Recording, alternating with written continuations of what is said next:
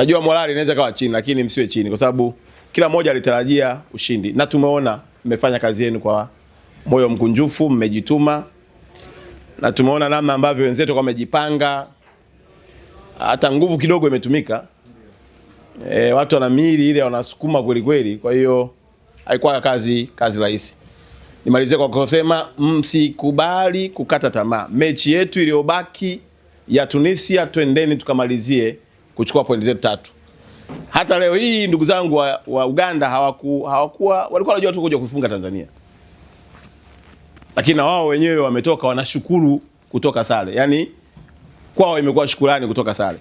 Kwa hiyo niwaombe tena kwamba hiyo tarehe 30 hebu twendeni tukawape zawadi wa Tanzania ya kumfunga Mtunisia. Twendeni tukawape wa Tanzania zawadi ya mwaka mpya, kwamba tumepitia mambo yote lakini zawadi ya mwaka mpya ndio hii hapo.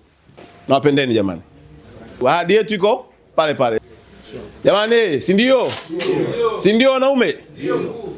Basi nawatakia kila laheri. Serikali iko na nyinyi.